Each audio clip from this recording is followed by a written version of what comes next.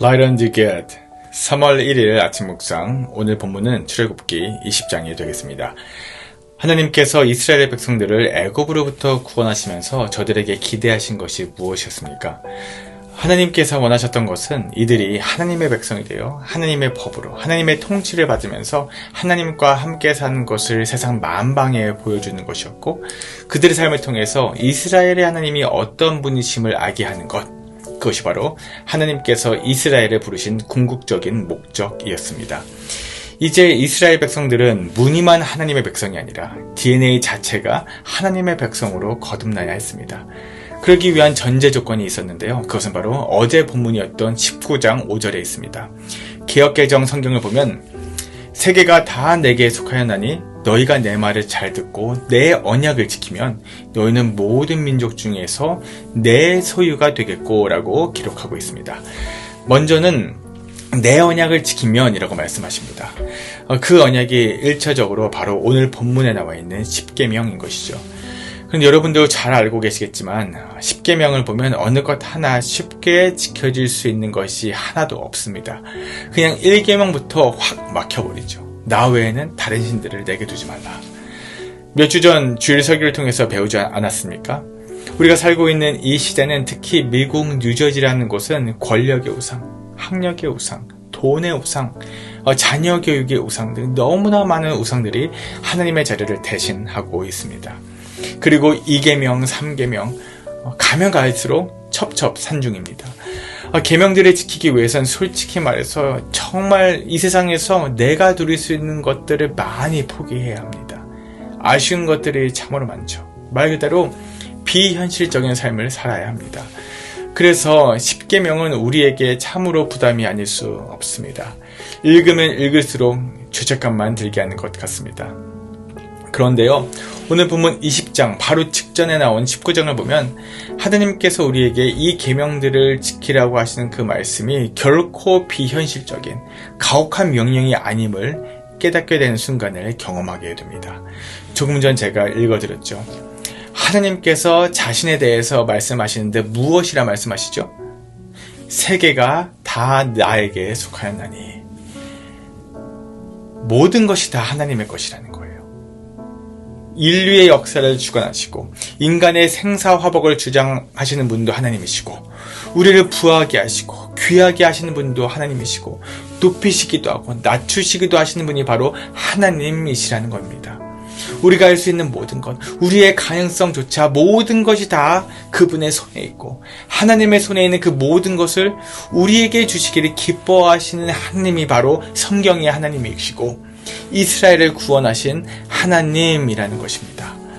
그래서 세상 모든 것을 다 가지고 있어도 내 안에 하나님이 없다면 아무것도 없는 것이고, 세상의 눈으로 볼 때 아무것도 가지고 있지 않았다 할지라도 하나님이 나와 함께 하신다면 나는 모든 것을 다 가지고 있는 것입니다.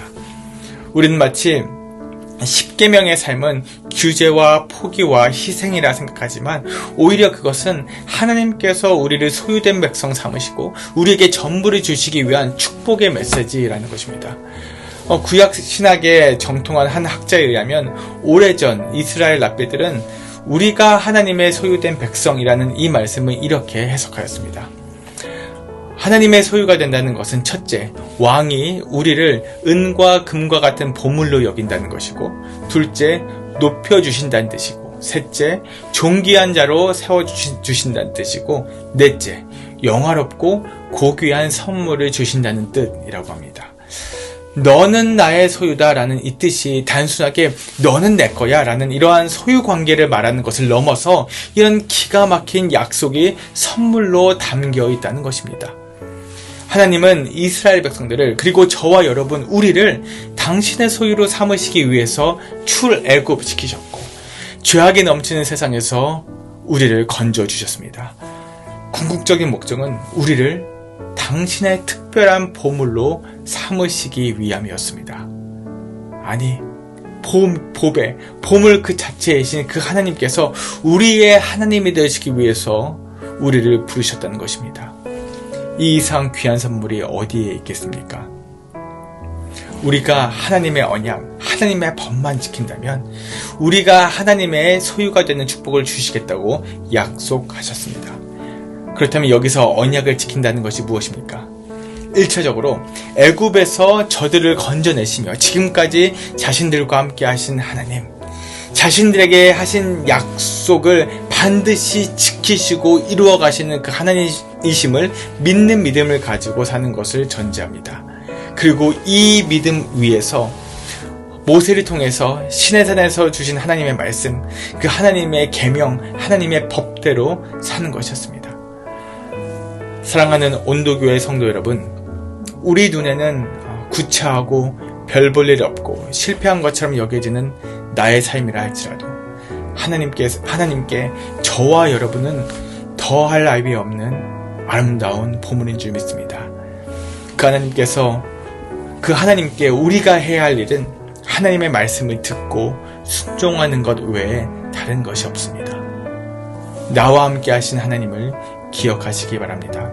그리고 그 하나님께서 과거에 우리의 기억 속에만 머무는 하나님이 아니라 현재 지금 이 순간에도 나를 위해서 성실하게 일하시는 하나님, 그리고 세상 끝날까지 나와 함께 하시겠다고 약속하신 그 하나님이심을 꼭 기억하시길 바랍니다. 이러한 믿음을 가지고 오늘 하루도 하나님의 소유된 백성으로 하나님의 가장 소중한 보배가 되는 축복을 누리며 살아가시는 저와 여러분들 되시기를 주님의 이름으로 축복합니다. 기도하겠습니다. 하나님, 지금까지 나의 신앙생활이 하나님의 백성으로서의 의무와 책임으로만 여기고 내가 지금까지 살진 않았는지 말씀을 통해서 우리 스스로 돌아보게 하시니 감사합니다. 이제는 나의 신앙생활이 하나님의 백성으로서의 책임과 의무를 넘어 나를 소유하기로 작정하신, 나를 보물로 여기기로 작정하신 그 하나님의 은혜에 감사하며 하나님의 법 안에서 참된 자유함을 그리고 기쁨을 누리는 삶 되게 하여 주시옵소서. 감사드리며 모든 말씀 예수님 이름으로 기도합나이다. 아멘. 은혜로 따뜻하게, 진리로 시원하게 오늘도 승리하시기 바랍니다.